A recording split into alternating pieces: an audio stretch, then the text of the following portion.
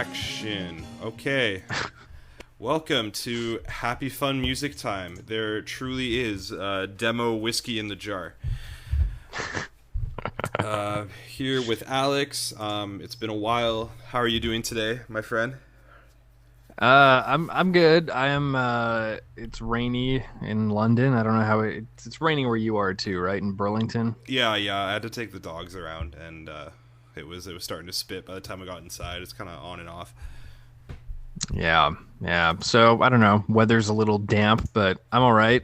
Excited to get into some awful music today. Yeah. We've got a lot planned. I think we just decided to make the comeback with sort of like a variety special. That's what I'd call it.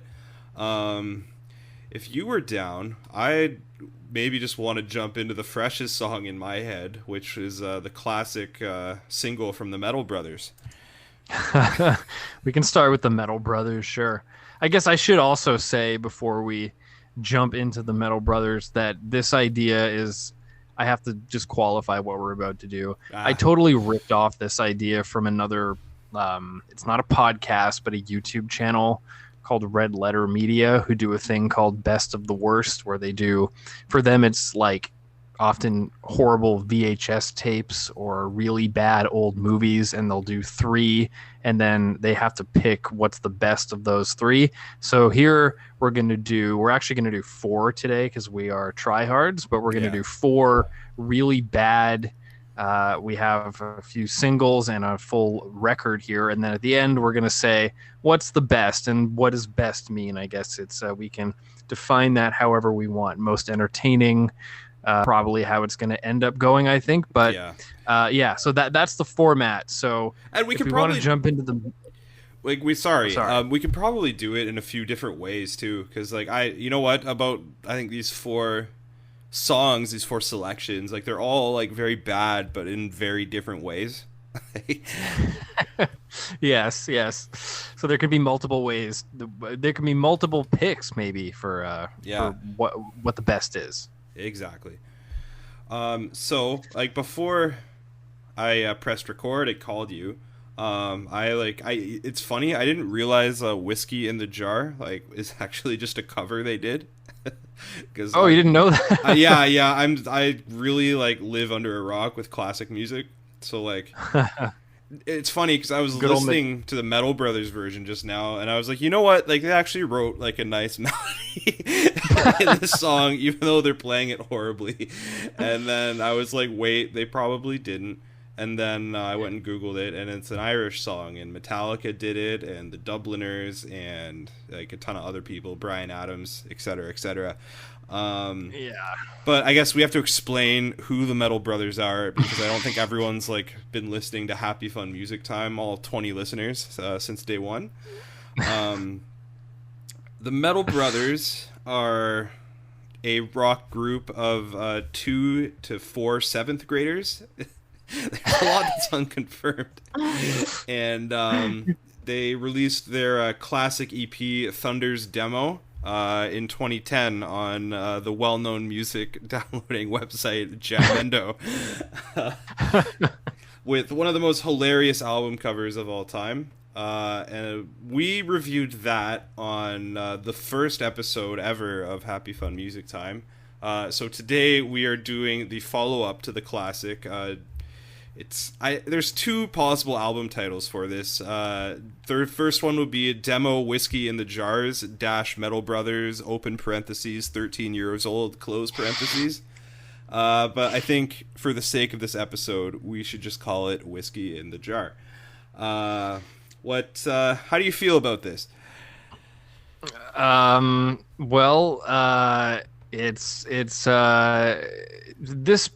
it's the Metal Brothers, right? So there's more than one of them. There's at least two Metal Brothers. Yeah, there are at least two Metal Brothers in the band.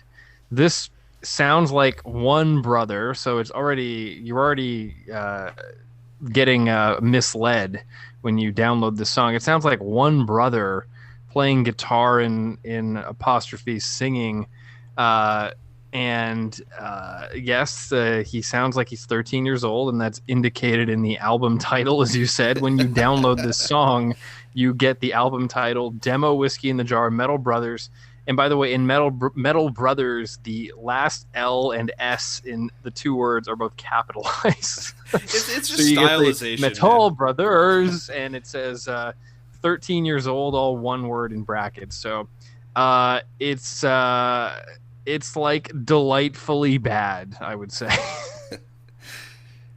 It's a pleasant song. It's a nice little tune. Maybe I held it in higher regard when I thought they wrote it, which is ridiculous of me. But you know what? No, yeah. I enjoy listening to it. I don't know. It has that sort of amateurish like recording like your guitar lessons at Long and McQuaid at 13 on it. Like it's I don't know, and it's about what we were putting out when we were around that age. It's of a similar quality. I don't know. I would take Static Bones over Whiskey in the Jar any day of the week, but it's not too far off. I mean, you know, the problem with this is that it goes on for 4 minutes and 17 seconds, and this is entertaining for maybe 15 seconds when you first turn the song on and you hear the really bad guitar, and loud, by the way. Everything is gained insanely for some reason. Well, I guess they're taking after Metallica, right? Louder is better. Yeah. So you're kind of laughing along with it for 15, 20 seconds, and then you hit you hit 1 minute, and you have another 3 minutes to slog through. I think that is a strike against the kind of entertainment of this song. I sort of was checking out and then had to go and like check the time, I think at like 2.5 minutes, and then I was like stunned that there was still like a minute 40 to go. Yeah, it's a slog to get through this whole thing, but for anyone who actually wants to listen to this, I think you can. If you listen to, I would say 15 seconds, you get the picture, and you can probably move on. You're not going to miss anything. Well, when I upload this episode onto YouTube, I'll put the Jamendo link in there, and people can listen to this for themselves. And maybe I'll just put the song in the episode, because I'd honestly invite like a copyright strike from the Metal Brothers, because that would like put us in touch with them. But like I just don't think it's gonna happen, right? I think any publicity is appreciated when it comes to the Metal Brothers. Yeah. Exclusive stream on Happy Fun Music Time. Well, look, they'll go from 0, well, actually 2, because so they'll go from 2 to 22 listeners. Oh, yeah, that's true. They get the whole HFMT crowd. Question. So you think only one brother did Whiskey in the Jar, right? Well, that was what I assumed, because it's what you're guessing. Yeah, I'm guessing. Do you think more than one brother was involved? I'm unsure right now, but I wanted to ask you, like, if we refer back to the album cover of Thunder's demo, which fine gentleman in the on the cover do you think did the follow-up? Oh boy. Okay, I'm opening my Thunder's cover. Okay, let me quickly describe the Thunder's cover first. So I'll put it up in the video, but go and describe it. Oh, you'll put it up? Okay. I won't waste too much time then. But for those who are just listening in audio and not watching the video, you very quickly, the original Thunder's EP, which preceded this, you have 4 Metal Brothers on the cover. Top left is a kid in basketball shorts playing a Les Paul. Next to him is a guy doing the chicken or something, and he's wearing a golf shirt and a baseball hat, and the Photoshop eraser tool has taken out the left side of his rib cage. On the bottom half, you have a serious looking kind of Metallica. Oh, it's that kid. It's that kid. Yeah. He's the one wearing the Metallica hoodie. That crossed my mind. Yeah. So you have him, and then he's staring into the camera like he's trying to look like he also is trying to look like a serious band guy. So I get the vibe he's like the lead brother, and the rest of these are kind of the hired hands. That's cronies. Yeah, so I think and then you have finally the final brother is doing the rock symbol with big buck teeth and a jean vest on the right hand side of the lower right hand side of the cover. So anyway, my guess is it's the Metallica Sirius guy whose neck has also been partially erased by the Photoshop job on this cover. Photoshopping backgrounds out of pictures is tough, and they did as good of a job as like I probably could have. Like, yeah, I was just like erasing it by hand. Yeah. Like, they're not familiar with the magic wand tool. yeah, that's despicable. If I had to guess, you know what? I'm just to be a contrarian. I think two of the brothers did this song, and okay. I think one played the guitars and the other like sang it. I don't know, because like the guitars they're layered, and it's like a semi-complex arrangement for a 13-year-old. And I don't know, the vocals are like sung with a lot of gusto, so like I feel like two separate people like put their energy into those avenues. Yeah, and I am gonna say it was the two kids that are on like above the Metal Brothers logo on Flinders. Okay, that's different. The one like I feel like the one playing the Les Paul is just like really into like dad rock and stuff. I'm purely just saying that based on the guitar he's playing. And I've always just gotten the vibe that the kid in the top right like sings all the songs. Maybe that's just my headcanon, but you think he's the singer? I guess he's the most. I think we've like gone over this before in one of our. I think we did in that first episode. Yeah, like who we thought did what. Yeah.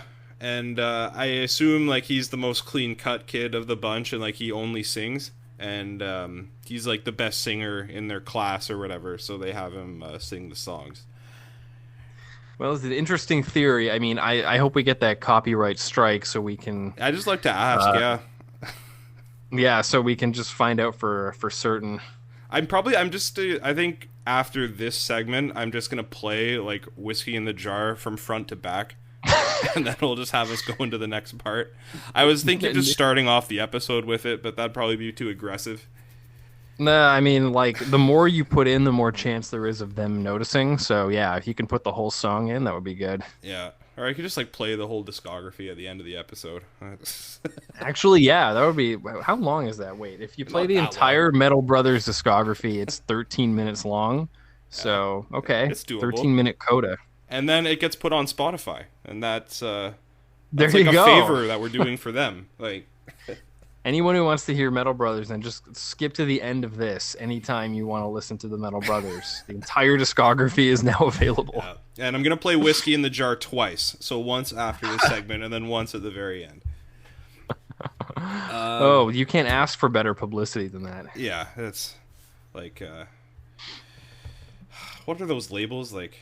What was that one that we were on with K&A? Oh, From the Depths. Yeah, like we're way better than From the Depths. Like, yeah, of course. Like, shout out to them, but like we're better like for this publicity. Yeah, we'll actually have 20 people listening to our stuff instead of 0, which is what we got from the Depths. So there you go. Shots. They know it's true. Just back to Metal Brothers. One more quick note is I always felt like the kid. We've talked more about the Thunders demo, like the image of the song, but I've always felt the kid in the bottom right is just like really along for the ride. Like, oh, the rock symbol kid. Yeah. I'm curious what he brings to the table. Like he seems like. And I'm purely basing this off as like the rock hands expression, but like the kid that's in your class who's like, I'll be your manager, and like oh, you know what? That's an interesting theory. He's the band manager. I always assumed he was the drummer, just because you always put the drummer last. And he's got that like wild spirit too.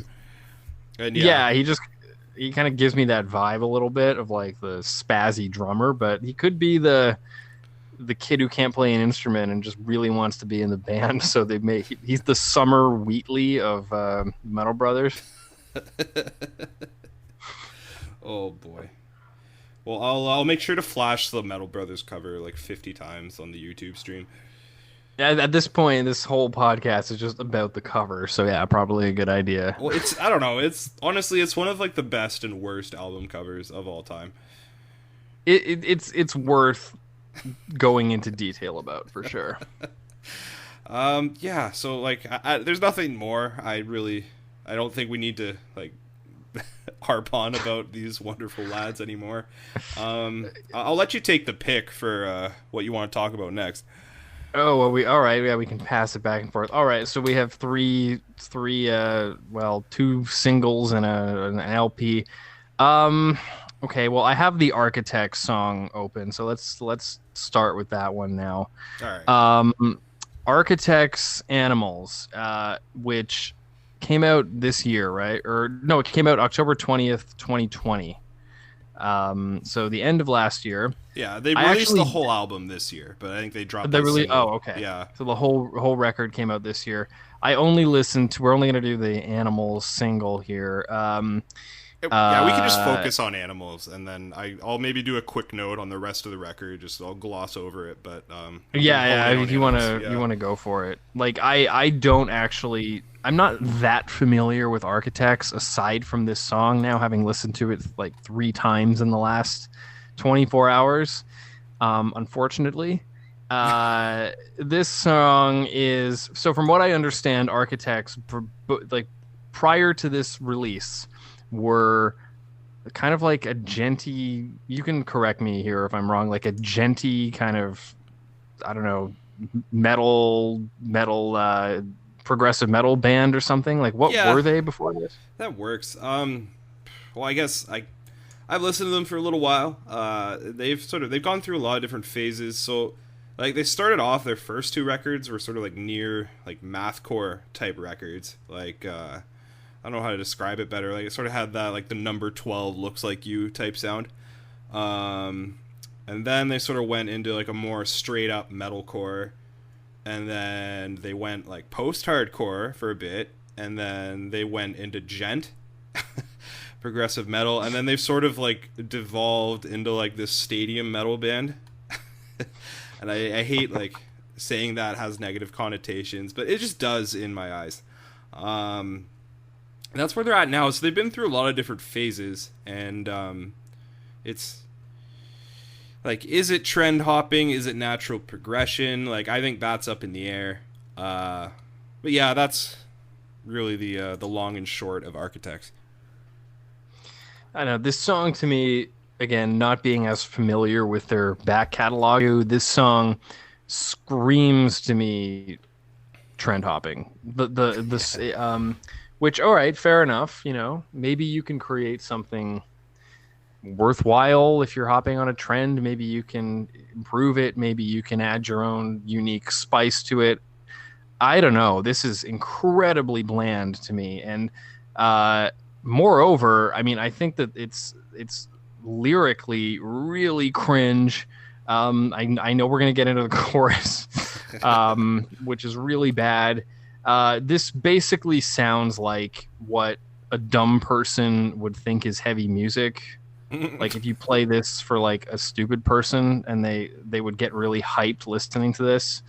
That's just how this struck me. It sounds like Linkin Park also trying to like make a nod to their like to gent music, but in the most cursory way. That's just how this song struck me. Yeah. And like you only heard Animals, but honestly, if you've heard Animals, like you've heard the rest of the songs more or less. I listened to this record. It's more of that type of sound, and like a lot of it, like you get the song title and like it's in the chorus like a million times, like similar to Animals. We're all fucking animals. So it just runs for way too long. It's like an hour long of that. And it's just very droney. There's no good riffs really, and it's just sort of focused on like sort of like filling an arena with massive sound. Essentially, it just isn't really my thing. One positive on the record, my favorite song on it was Flight Without Feathers.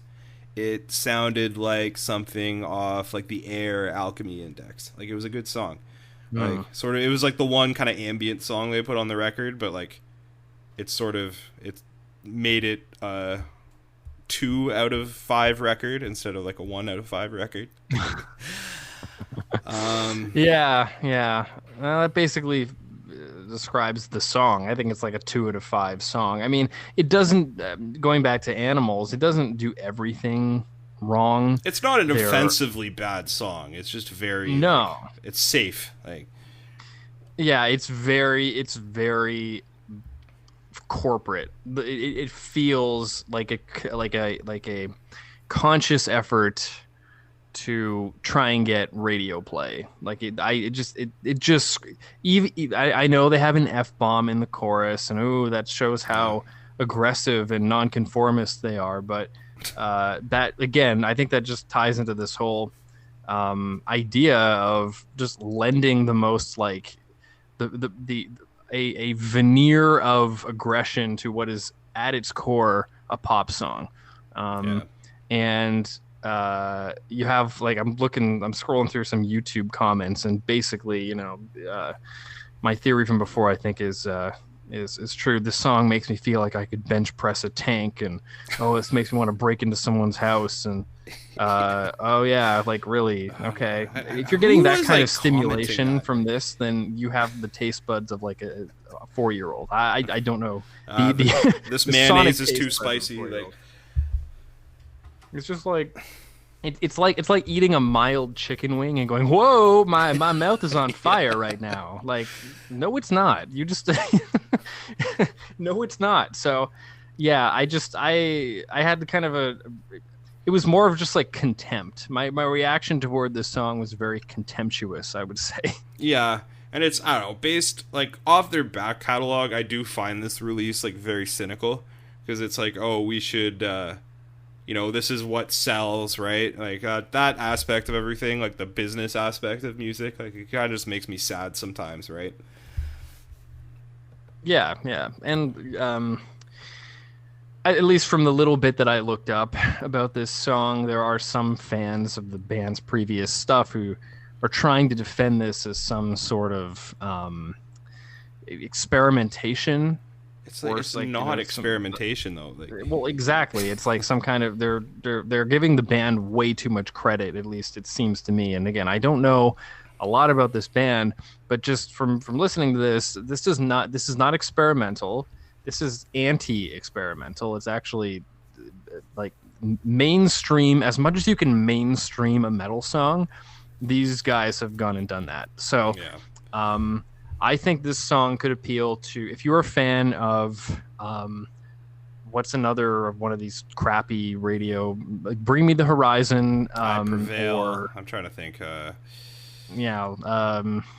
Of Mice and Men, like okay, yeah. I'm trying to think of like the really like poppiest like metalcore bands, like yeah, like what's some crappy metal. I don't listen to this genre, so I don't. I mean, I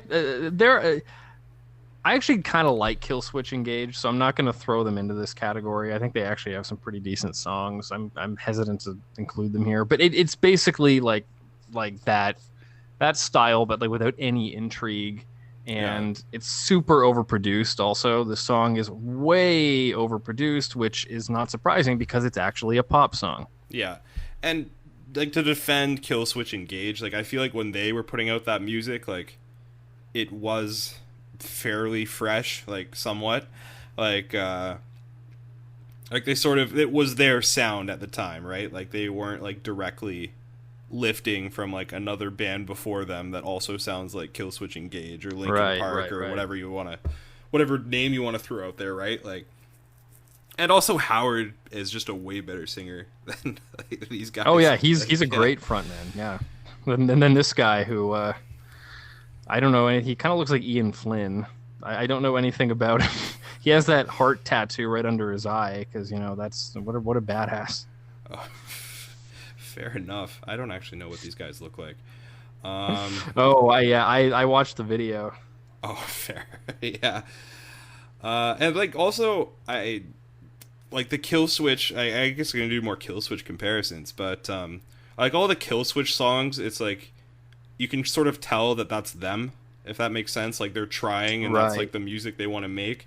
Like if I listen to like prior Architects albums, like I would feel that about them, right? Even in the sounds they switch to. But this, it's like, okay, boys, like let's get our Monster Energy tattoos, like release like a mayhem festival, like crowd pleasing album. I don't know how to describe it better. Like Octane Core, right? Like Yeah, yeah.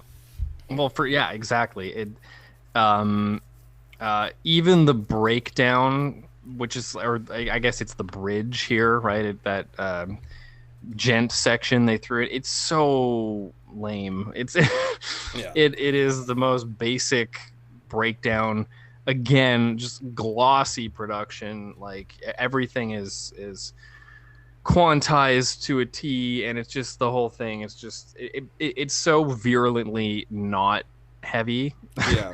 And yet it's like has all the kind of visual and kind of not venereal, that's not the word, but the veneer of that heavy sound. So it's like this blatant attempt to cash in on, oh, I hear our old fans are gonna, we're still heavy guys, but breakdown, we can we can introduce new fans too, because look at our chorus is very catchy, and I'm singing. I don't know, the whole thing just didn't do anything for me. I never want to listen to this again. So I this one isn't like in terms of entertainment value and this whole best of the worst thing. Like I'm gonna have a hard time choosing this because it makes me more kind of depressed than this isn't so bad that it's hilarious. This is just bad in the sense of like a blatant, well, selling out. That's what it is. Yeah. It's sort of, I don't know, it's like more of a dull pain throughout the entire song instead of like like sharp pains and like annoyance and frustration like halfway through Whiskey in the Jar, kind of. I don't know. Yeah. Yeah, there's not much else I want to say. I find it disappointing because like they've done the breakdowns and like the sort of heavier elements just way better on earlier albums, and it's like at least like back then I could tell they were like, I wasn't a huge Architects fan, but I would call like some of their records like good albums, right? Like right. Yeah. What else do we have? Should we discuss the two-handed gravity blasts of Waking the Cadaver? Like, if that's your pick, we can do Waking the Cadaver. all right. So I was thinking maybe we should just like lift a song off this record to put up against, like, because we're really talking about Animals. We're not talking about the whole Architects record, right? Right. Okay. Well, So- I mean, okay. If we're gonna do that, you have to do "Chase Through the Woods" by a Rapist, right? That's That has exactly to what be- I was gonna say. Yeah. Yeah, The one okay. everyone knows. Like, so I went back. Like, I didn't listen to the whole album, but I went and listened to like the intro, "Always Unprotected," and then "Chase Through the Woods," and then I listened to "I Know the Insides of Women." I listened to like the first two and the last two. Still just as bad as I remember.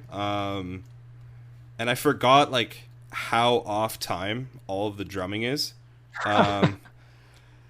Should we like even explain who Waking the Cadaver are to our listeners, or like should we give them some credit? I don't know. What do you think? Well, let me. Okay, I actually have them open on Rate Your Music here. Let me begin. Quick explanation. Waking the Cadaver are a band who, back in the day, this album came out in 2007. So I remember when this came out, and there was like kind of like the scene kids were a big thing back then. There was like a small contingent of scene kids in my school who enjoyed Waking the Cadaver unironically. Even at the time, I hated this. It's basically like a deathcore slam death metal combo record, but played really badly. And what really makes this band stand out are the vocals, and this guy's name is Don Campen. He I guess is he pig squealing constantly? Is It that sounds like the he's like technique? finishing like a Wendy's large Diet Coke. He's like at the bottom of it. That's what it sounds like to me. Yeah. He just like he's like inhaling constantly, and you can't. There's no. You can't tell what he's saying, and I mean, based on the song titles, I guess that's maybe a good thing. But like, it's basically, and I'm getting off track. Right. Vocals. I'm looking at the track list and getting distracted. If we're gonna focus on the penultimate song, "Chased Through the Woods by a Rapist," okay, that's good. That's the total meme song that, like, the YouTube video. It's the one with the shredded wheat Yeah, vocal. classic. But also quickly mentioning, on just a side note, on this record, there's an interlude where they're just doing bong hits for 53 seconds, and that was included. Oh, I forgot about that. Yeah, because I did listen to this whole thing, so I just had to mention that because I suffered through that. Only, and I'm not going to put myself through that and not use it here. Yeah. So that was the thing. Anyway, this 10th song, as I said, total meme track, "Chased Through the Woods by a Rapist." You mentioned the drumming. I don't know who this guy is. He is a really bad drummer. The production does him no favors. That snare, yeah. Yeah, the snare is super ringy, and he's off time. There's no real riffs that I can kind of pick out. Like, for the most part, it's basically nondescript tremolo picking the whole time, Yeah, or chugs bad and like tremolos. zero. Yeah, or like bad 0-1 breakdowns.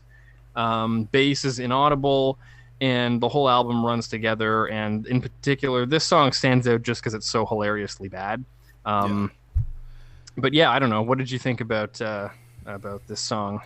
The one thing that always jumped out at me with "Chase Through the Woods," like this is supposed to be like a really heavy like slam death metal album, like sort of like gore music. I don't know how to, like, it's supposed to be menacing and like just heavy AF, like hard hits. Like, I don't know how to explain it more, but it's just the weakest harsh vocals I've maybe ever heard on like any extreme metal album. He's so quiet and thin sounding over like this really empty breakdown. Like, and this "Chase Through the Woods" and like the rest of the album, like, because they all sound the same, really. Like, it might be like the worst drumming, the worst snare sound, and like the worst vocal performance like ever on an extreme metal album. Like, on another episode, we should almost do like some Razzies for this kind of stuff. Like, some nominations. That would be fun. But that'll be for another time. Yeah, so that applies to the whole record. But yeah, on "Chase Through the Woods" opens up with horrible breakdown, and then I think it goes right into one of those two-handed gravity blasts.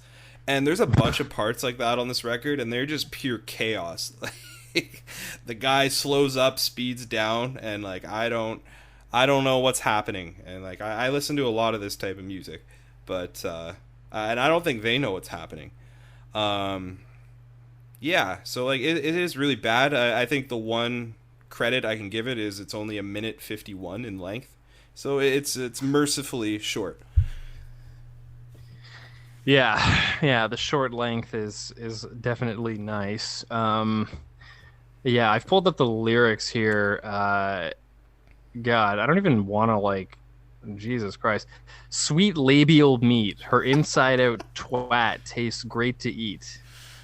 Dripping and slipping and oozing and flowing with spit. This vile slit will ghost ride my prick." Okay. So romantic. Yeah, this is of course none of that is understandable, which I mean, it's on some level par for the course with extreme metal like this, but it's even just because of how ridiculous and comical and inept this whole record is. It stands out more that you have no idea what he's saying.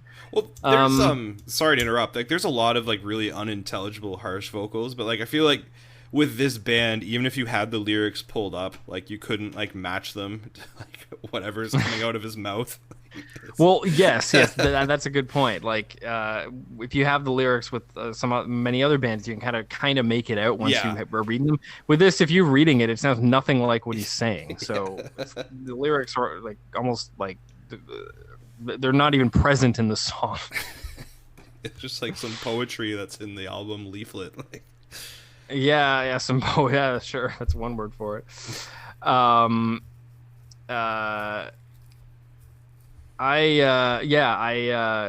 just think this is terrible. Like on like, okay, you know, you can have like horror films, and you can have kind of subject matter that is controversial, and if you can treat it with the right amount of artistry, and you can do something with it. This just doesn't. This is just lazy. It's badly performed. There's nothing interesting going on. It's almost painful to listen to, partly because of the production, partly because of the vocals, and partly because of the performances, which, as we said, are horrifically bad and off time. And it just strikes me as a super rushed recording, trying to be shocking with no real thought behind it. So it's almost the opposite of the last song in a way, where that one there was this sort of obvious at its core what it is it's trying to be on the radio and get, you know, a mainstream audience to accept it. Like, this is the opposite of trying to be intentionally offensive. Take pure shock value. Yeah, but it's there's no substance to it at all, and it's also like it's trying to shock you, but you end up just laughing at it because it's so bad. So there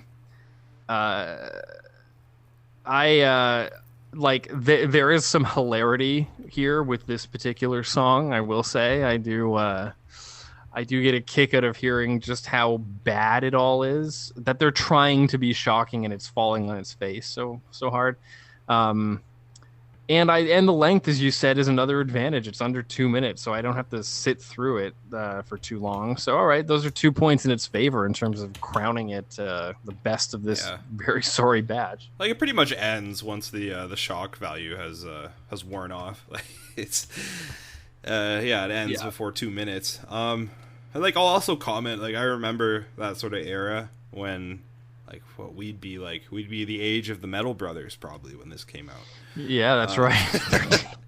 And like that Chase Through the Woods, that was like their smash hit or whatever you want to call it.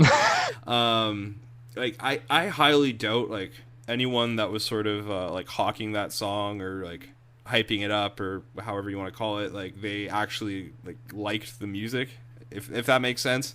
Like it was just they just wanted to be like known as being a Waking the Cadaver fan. Like I highly doubt they would go home and like listen to Perverse Recollections of a Necromangler from front to back. Like something about that is fishy to me. Right. So it's like a performative.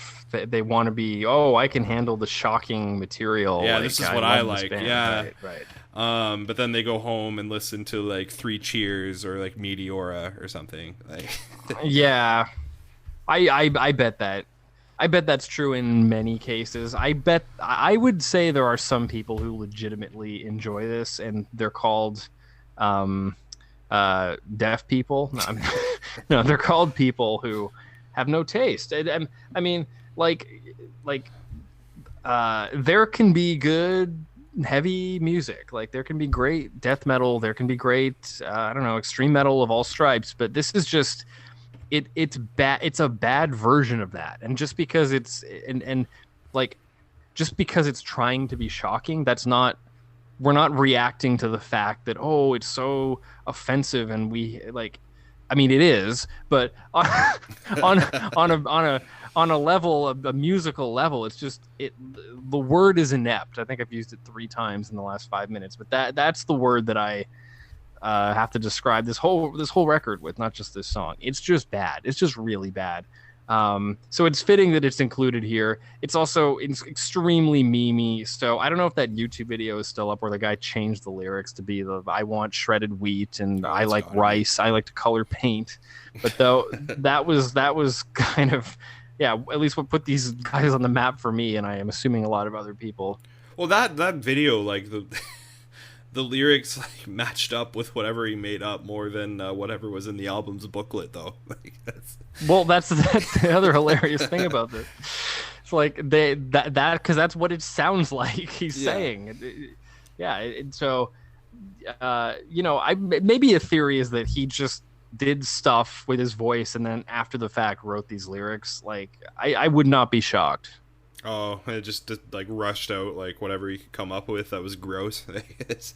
Yeah, he was like, oh, here's some really gruesome lyrics, like, or I don't know. Maybe I'm not giving them enough credit, but I wouldn't be surprised. Yeah, and the one thing that is sad about the genre is like this is probably like the most famous slam death metal album of all time. I don't know if you would have any other like contenders for that, but like when that came out for a while, I just assumed like all slam was bad. No, but I went and listened. There's like a couple bands like slam death metal bands like Brand of Sacrifice and Wormhole, like where it's actually like groovy, like good stuff, right? And then there's bands that like did the gross stuff too, like Cannibal Corpse, and like it was sort of like it was actually done better, done semi-properly, right? Yeah, and I mean, Cannibal Corpse too aren't like a slam death band. I mean, I'm actually reading a little bit about slam. So it's a subgenre of brutal death metal, which is in and of itself a pretty small genre. Yeah. So I'm Suffocation, Devourment. I'm not familiar with any of these bands. Suffocation's pretty good. Yeah, Waking the Cadaver. Waking the Cadaver has like some slam. I'd say like they're like a slam death metal / like bad deathcore band. Like I don't know. Yeah, apparently there's hip hop inspired vocal rhythms. Yeah, well, it's like supposed to be really groovy and rhythmic, right?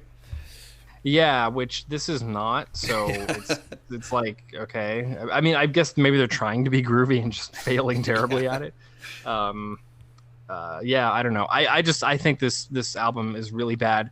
They kind of got a little better on the follow-up, which was Beyond Cops, Beyond God. I remember hearing that a long time ago, and I thought it was like going from a 0 to a 1. It was like a marginal improvement over the previous record. Well, like they actually like the drumming, like they like played on time. I think that was the improvement, and I think that was about it. Like. Well, yeah, I think, just like getting the drums correct was like a huge deal. Yeah, I don't know. That's all I have to say about this one. I just, it's really bad on every level, and so hey, that's why it's here. Yeah, that Beyond Cops, Beyond God album cover is just wild. That's I'll flash that up, but dude on the motorbike and he's being shot at and. Yeah, also probably one of the stupidest album titles like of the last of that decade, at least 2010 to 2019. Like what a bad album title. That's Dom Campen driving the motorbike, man. Oh yeah, that's him. Also, I just noticed the cover is missing the second period after Beyond God. I didn't never notice that. Wow. Yeah, like real great graphic design going on there. Yeah. All right. Well, okay, I guess it's my final pick, and there's only one left. So we will do Green Day with Pollyanna. Oh, boy. Oh, boy. So this came out a month ago. Everybody knows Green Day. I don't need to go into Green Day. And this song blows. It's really bad. This is, let me see. It came out. So I said May 17th is the exact day it came out. I guess this is off an upcoming full length. I don't actually know. Maybe it's just a single. But basically, it's Green Day trying to make a positive, I guess, post-COVID millennial jam song with synths all over the place, and that's the best description I can attempt to make of this piece of crap. Well, I don't know. You really hated this, so I'll let you go in. This might be in my opinion, the worst Green Day song of all time. Wow. It's the worst song I've heard this year. At least with the father of all mother bleepers, it was aggressively bad. It's sort of like a pony with brain damage, like the album cover, bursting into your house and puking everywhere. It's a sort of a train wreck that you can't look away from. This is the most inoffensive song, Pollyanna, that I've ever heard. And I just pulled up the lyrics now, and it makes me hate it even more, because I didn't really know the lyrics. Don't let him get you down. Don't let him push you around. We're going to take back the night. Everything's going to be all right. Yeah. And it's almost are they trolling me? Just trying to make the lamest song possible. It's just, who is this for? Is it? Well, it's for 9-year-old girls, I guess. I mean, I think there's actually a case to be made with the Father of All record they put out last. That was a troll. I actually, it's kind of a conspiracy theory, but I could see it happening in some weird way. Them seeing how ridiculous of an album they could put out, Well, yeah, like you said, it's so aggressively bad that it's almost inconceivable that they let that happen on unintentionally. They had to have known it was bad, right? So either they just didn't care or they were trying to make it bad. But there's something, I think, to the idea that last record was trolling the audience in some way, a la Lou Reed or something. But this song, I don't think they're trolling. I think they are serious with this. And yeah, like you said, I mean, it's incredibly bland. You can start there. I mean, there's nothing at all musically interesting happening here. And lyrically, it's even worse. Let's start at the beginning. Rainy days and razor blades. I think it's time to pull up the shades. It's wonderful to be alive. I mean, that sounds kind of trolly to me. A lot of these lyrics, it's trying to be it's sarcastic almost. Because they're awful, but I don't think they're trolling. I think they're dead serious with this. Oh my God! I'm just gonna go to the next stanza. Hurricanes and headlines, standing in another line. So they lined headlines with line. Yeah. It's wonderful to be alive, and everything is gonna be all right. So, and then the chorus: don't let them get you down, let them push you around. And there was one part I wanted to highlight. It was here in verse 2, I guess verse 2b, or is it? No, anyway, verse 2, they say, open roads and traffic lights, you're the last soul in sight. And so in the song, that you're the last soul in sight does not have enough syllables to fit the line, so he has to extendo your soul in. It's he has to, I forget which word I think sight. Yeah. He has to extend sight. That's just such bad lyricism, and it's Green Day, and they have all the resources in the world. Why would you do this? It is so bad. And yet, you know what? There are, as of now, 46,000 people have liked this video on YouTube. So some people are into this. And again, I just I think it's a lot of people who don't know a lot of things. Yeah. If anyone listening likes this song, I encourage you to unsubscribe from the podcast.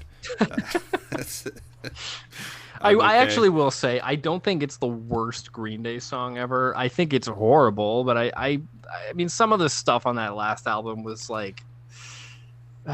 it was so bad that we're questioning whether they were doing it on purpose. Yeah, I think that's actually worse than this. But this is bad. It's boring. There's no originality. Again, it's super overproduced. The lyrics are like basically the ramblings of an 8-year-old. And I just think it sucks. Like, and here's the other thing too that's depressing. I actually think Green Day have some musical ability and some musical talent among the 3 members. Like, they could do so much with their platform. They've written and good songs, like way better than this. Yeah, they have some decent to great, I would even say, songs right in their past, but they're just like kind of like that Architect song. It's almost like they are blatantly trying to appeal to an audience who I guess they're thinking are young children or something. Again, I'm a bit with you here. I don't know who they're going for with this, but it's definitely not anybody over the age of 11. I have a theory about this song. Like, cause how long have Green Day been around? Like, it's been like 30 years, right? Like 25 years, to 30. Like, this song to me sounds like they're just so burnt out at this point. Like, this is like something like Billy Joel like wrote on the toilet. Billy Joel. Wait, or Billy Joe Armstrong. Sorry. Yeah, I was gonna call him Billy Joel Armstrong. I thought that was his name. I'm an idiot. I don't care about Green Day. I'm thinking of better artists. But where was I going with this? But like, they've put out so many albums at this point. They put out like a triple album, and then Revolution Radio, and then like this last horrible album. Like they very like they've had very prolific output over the last 30 years, and like, I think he just like scribbled down some chords like a day before he like had to go to the studio. It was just like, hey, Mike Dirnt and Trey Cool, like, play this immediately, and then like they just like crapped this out in 2 hours. Like, this is what that sounds like to me. I could see it. I mean, it definitely, it sounds like the kind of song where a lot more thought was put into the post production than the actual writing of the song.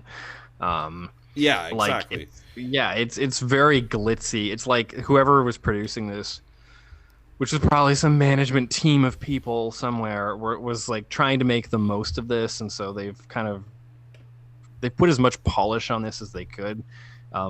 But it is void of anything resembling originality or kind of any thought that's below the very surface of the water. Like, it's just so unfulfilling. It's basically like cotton candy. Like, it just dissolves instantly. It's not memorable. It means nothing. It's completely vapid, and if there are people who are going to get some kind of optimism out of this song, and I think that is such a cause for pessimism. Yeah, no, I completely agree. Well, that's like, I think we've ran through our like 4 tracks / albums. Did you want to give should we do like a best to worst, or how do you want to do this? Oh god, well, ranking them is interesting. I mean, I was thinking we would just pick the one that was the best of the worst, but okay, I mean, we can do that. We can quickly. I'll quickly. Do you want to go first? Do you want to pick like? You can kind of run through each really quickly, and then like pick one that was ultimately your choice for the best of this awful batch of songs. I'm just trying to run this through my head. I'm gonna like which is the song out of the 4 that I'd want to listen to like every day for a month or something. I'm gonna or even just like listen to again. If you had to like listen to one of these songs one more time, which one would it be? Not the Green Day song. Like, hell no.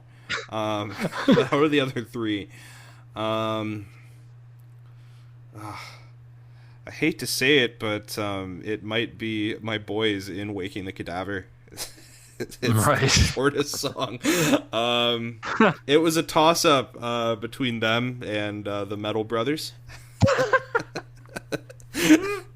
Because I don't know, I have like offensively bad music just like kind of draws me in. Like, Yeah. just it's good for a laugh, right? And if Whiskey in the Jar was like half the length, I'd pick that. But yeah, I'd have to go with Chase Through the Woods by a Rapist by Waking the Cadaver.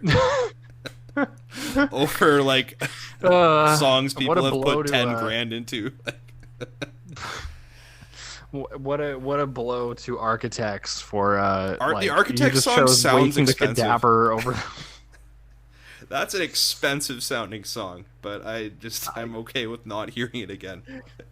That is funny. They probably spent like, I don't know, $70,000 on that, and we just it was like it came down to the 13-year-old in his bedroom recording or garage deathcore band. Yeah, for me, so Green Day, obviously no, that song is complete trash. With Architects, like, it's probably the best song of these four. It's probably the quote unquote best song. There's like a melody that's to it. There's like stuff happening in that song. It kind of goes somewhere, but it is like at its root, it is such a blatant cash grab of a maneuver that I just don't want to listen to it again. So I'm down to the same two as you here. We got the Metal Bros and the Waking the Cadaver.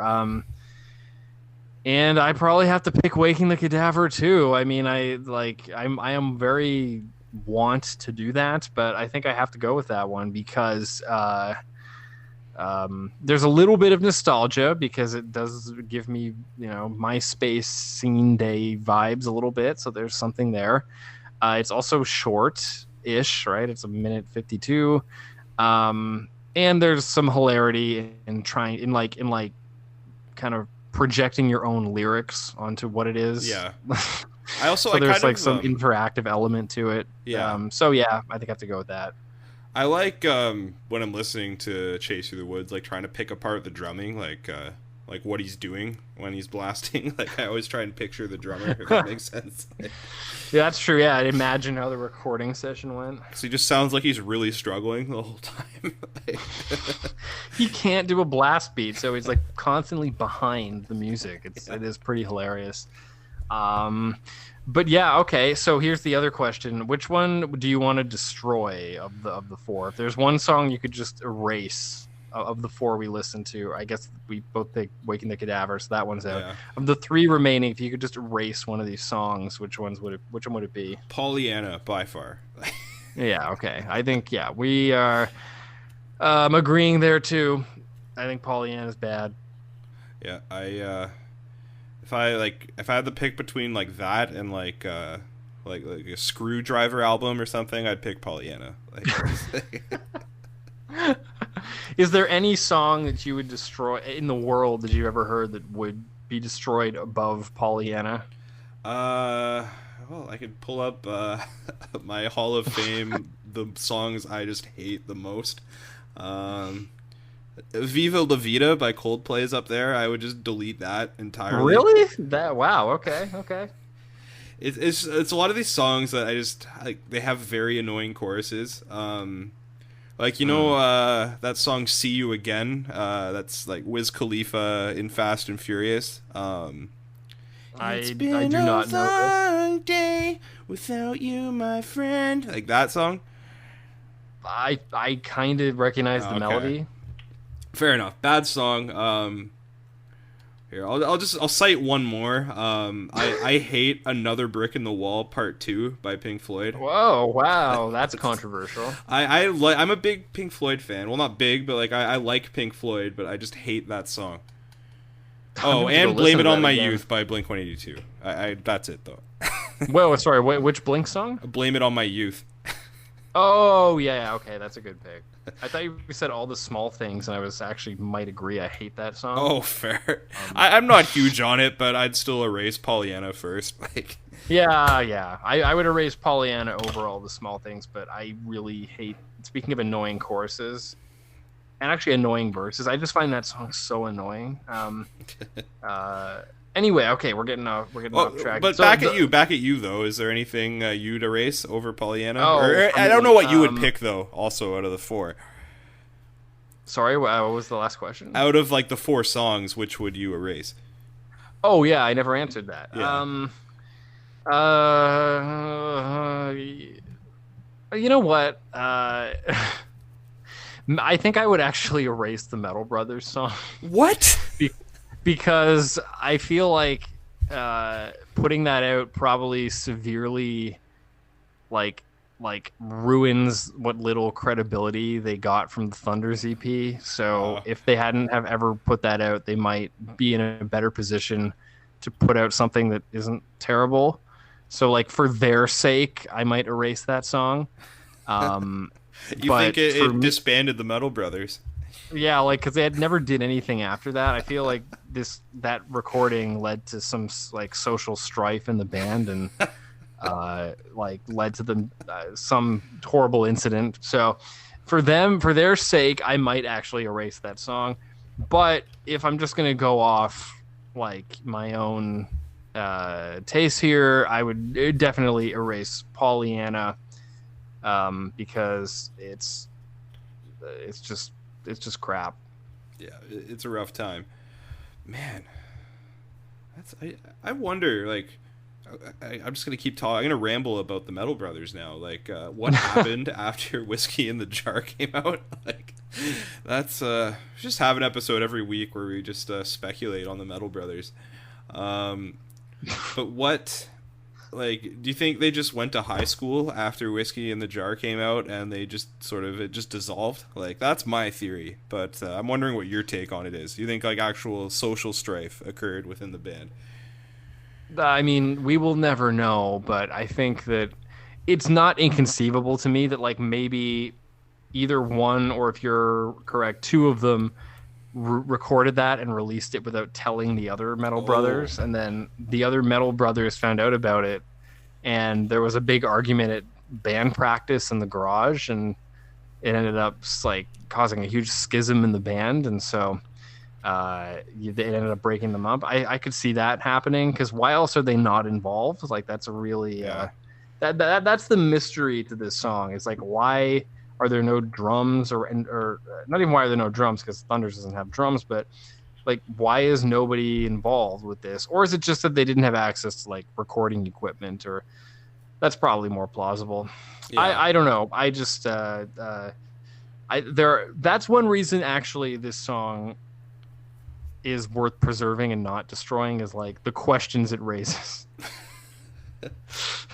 Mom comes out with the chip bowl and like someone's crying. Like it might be the manager, it might be like one of the guitar players or something. I could see the guy in the bottom left like being pretty cold. Like yeah. He's the guy the Metallica guy. I theorize he's the one who performed this thing. Like he's probably a real root. He's probably like measuring like with the ruler. He's like the guy. Hey, you're 2 minutes late for practice. We're in grade 8. You got to start taking this seriously. Yeah. It's our future. Yeah, we're gonna be in high school soon, and like, what are you doing, man? You're not working on your pentatonic scales. Like, also the fact that they're like 13 and talking about drinking whiskey and stuff. Like, I mean, wow. Thanks Metallica corrupting the youth. Yeah.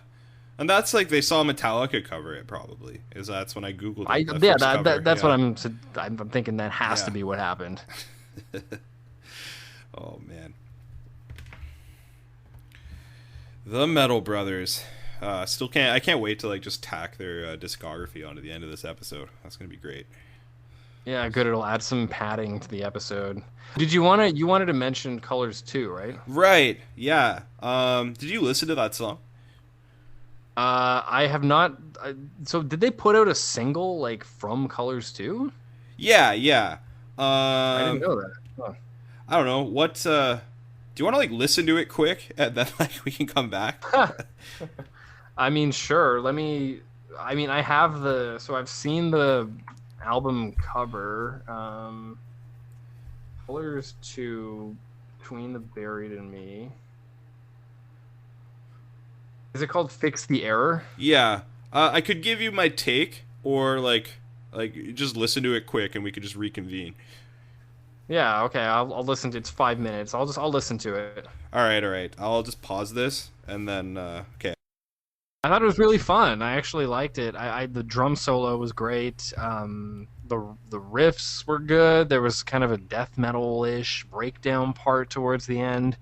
There was some circus-like instrumentation throughout, which is kind of fun. It's definitely one piece of a larger puzzle, which is going to be interesting to see how they integrate this into the album. My only complaint after just a quick first listen was with the harsh vocals. It sounds like he's losing his voice or something a little bit. Tommy, I mean. So Yeah. I don't know if he's just getting old or what, but that was the only thing I really noticed. But other than that, I actually thought it was pretty good. Fair enough. Yeah, I'd agree with you on that. I found it kind of funny. Like the start of it sort of sounds like Just for Laughs and Gags, like that theme. Oh, I don't know, like the da da da da da. Well, like in a good way, like sort of in like a zany type of way. I don't know how to put it. they could be doing it, or maybe it's taken off on purpose. Yeah. Yeah. I thought it was cool, and yeah, I like that break with the drum solo, sort of with the jazzy keys, and yeah, I don't know. It was really like high energy from them. Some of their best output in a while. My only complaint is that I didn't like. I don't get why it's Colors 2 yet, but maybe that'll become apparent like when they drop the album, right? Like it just sort of sounded like its own beast rather than anything off of Colors. There were some sort of guitar melodies at the end that were sort of like prequel to the sequel-esque. But I think that'll sort of reveal itself when like Colors 2 is dropped in full. Like, are the tracks gonna flow into each other? Is there gonna be more like Colors style riffage, playing music, etc.? Yeah, I don't know. I'd give it like a 7 or an 8 out of 10. Just that song. Yeah, I'd say that's probably the right rating. Yeah, I mean, I think it would be a huge mistake if they didn't make it one giant song, and I can't imagine they're not going to do that. It even sounded like this one, like, it didn't end or begin like with any space. It sounded like It was pretty abrupt starting and ending. Yeah, like I feel like it is one piece.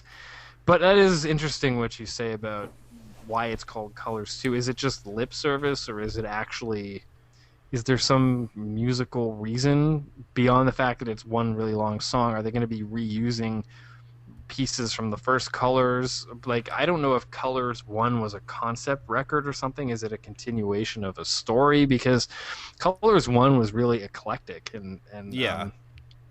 it would be tough to make anything sound like that in that sense, and that it was so all over the map. But I guess, yeah, these questions will be answered when they drop the whole thing. When is it coming out? Let me just look in here. Let me see. Let's go to SputnikMusic.com. Oh, the best music website on the internet. Take that, Pitchfork. Da da da. Okay, August 20th. August 20th. Oh, so that's not far off. Yeah. So August 20th, we will know. And also the album art, they've it's theorized this is the art. It's okay. I don't really like the art that much. Is it is that the album cover, or is that like just a cover for Fix the Error? Well, I don't know. Where people are speculating it's the album, but no one really knows. It's the dimensions of an album cover, so it's just a little boring. But I mean, also, how did they not call this More Colors? Instead of Colors 2, like, really? Yeah, that is true. I'm just looking at this. So they're gonna put out this album, and then they're on their tour. They're doing a tour where they play double sets. So they're gonna do like a set with sort of all of their big songs, probably new ones, whatever, like a standard set, and then they're gonna be playing the Great Misdirect from front to back after that. Oh, okay. Okay. Yeah. So that's pretty wild, actually. They're so you buy the ticket and you get like 2 BTBAM concerts, pretty much. Yeah. Okay. Well, you know what? Doing what they have to do. I mean, this kind of dropped out of nowhere too, right? There was no real hype for this. They just kind of came. The news of Colors 2 just seemed to appear. They twittered it, I think. Yeah, they kept it. They kept it pretty under wraps, which I can respect. Yeah. They just they dropped it on us. I guess we're coming out of COVID. Now's the right time to start dropping all this music. So yeah. Well, gonna be interesting. Yeah, for sure. Well, yeah, I just wanted to discuss that one.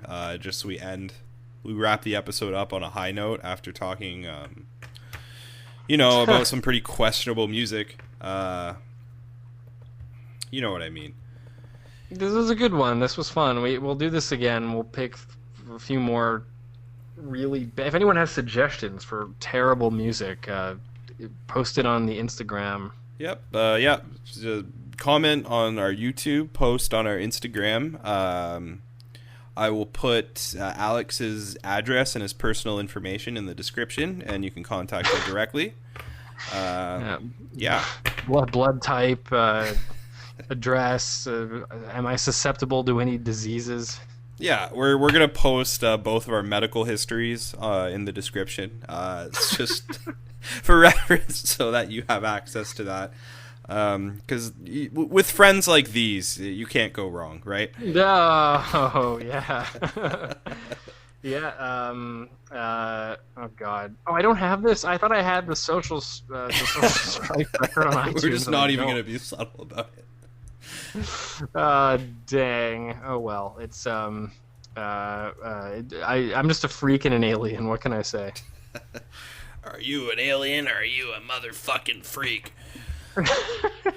That it's with friends like these. Fun fact is Criminal Minds season 6 episode 19. Is that where they got the title? I don't know, because that's something where we'd have to bring a guest on that I don't want to bring on and ask them that. So yeah. You know what? That could be a good candidate for the next best of the worst is MDMA by Social Strike.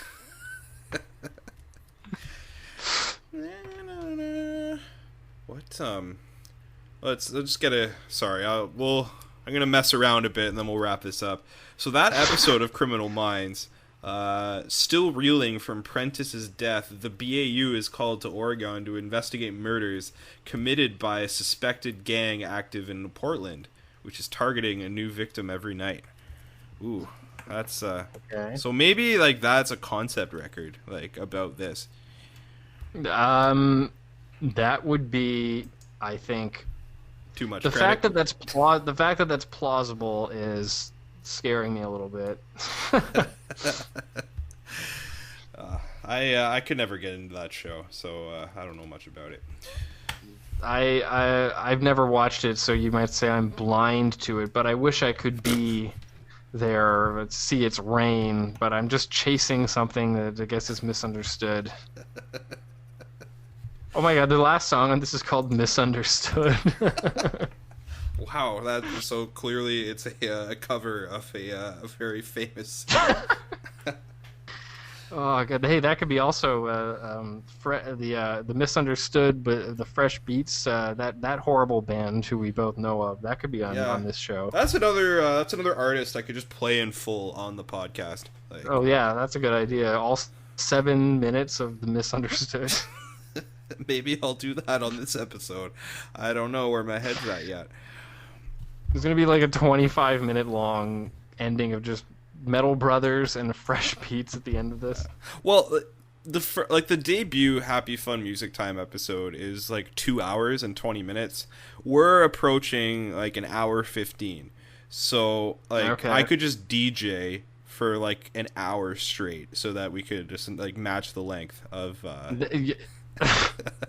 You know what? Sure. Like for every episode, you just DJ until we hit 2 2:20. hours and 15 every time. Yeah, that'd be great. And you know, it could be uncopyrighted music. I could just start using copyrighted music. We'll extend the party as long as we can, you know? Yeah, use as much like Led Zeppelin and the Beatles as you can until we get attention because they're suing us. Yeah, and I'll just play clips like directly from Disney movies, like just directly in the Oh, you episode. mean like the Santa Claus trailer? Yeah. That was a great moment. Copyrighted, heavily copyrighted, but a great moment nonetheless. God. All right. Well, I have a few ideas for the next time we do this now, so All right, that'll be good. I'm gonna say goodbye to our viewers. Take care, everybody. Bye.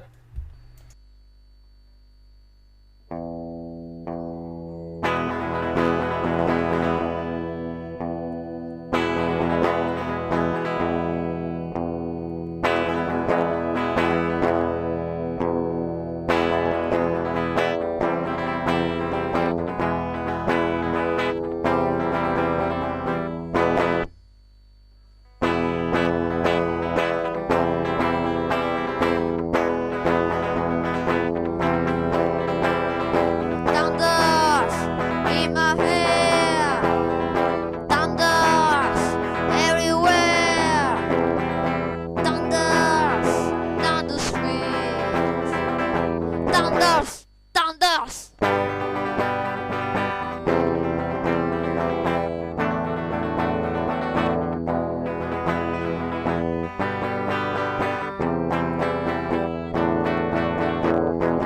Thunders, thunders in my hair. There are thunders everywhere. Thunders down the street. Thunders, thunders.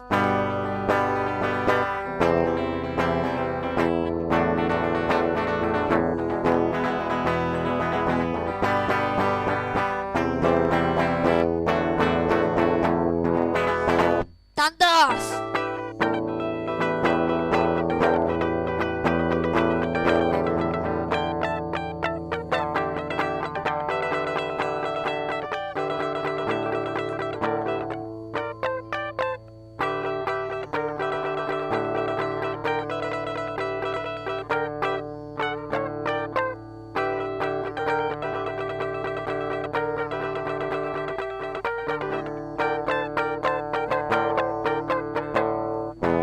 Thunders.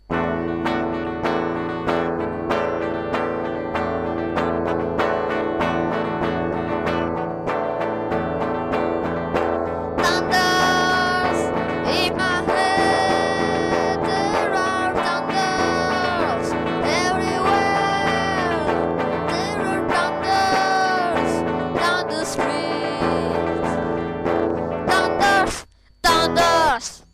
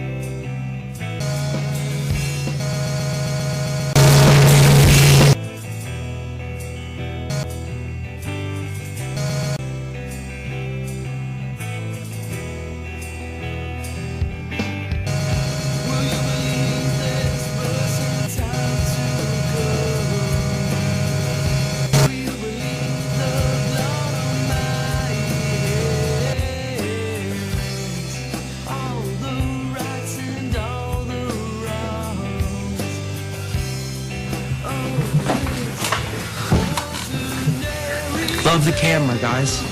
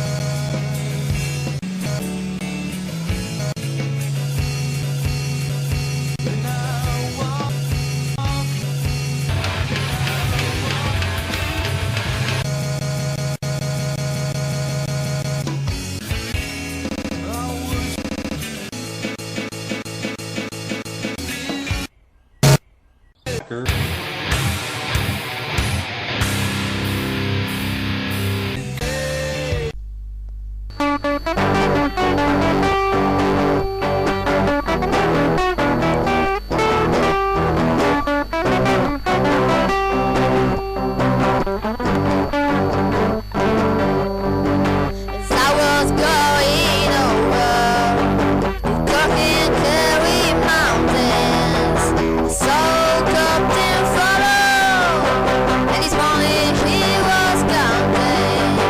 I first produced my pistol, and then produced my rapier. I said, stand and deliver, for the devil he may take you.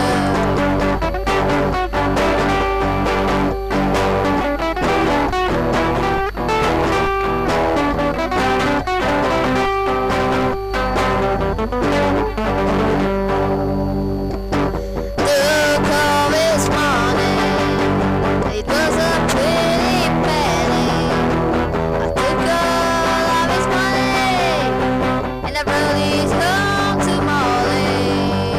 She swore that she loved me, no, never would she leave me.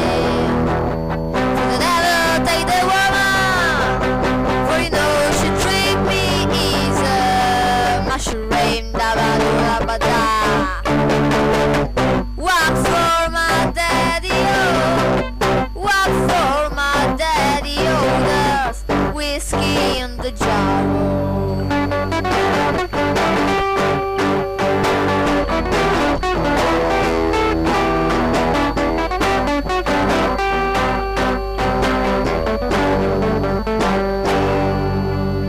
Being drunk and weary, I went to Molly's chamber, taking my Molly with me, but I never knew the danger.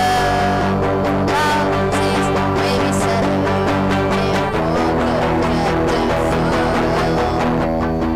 I filled up my pistols and I shot me with both barrels. Mushroom, ba-ba-da-ba-da. What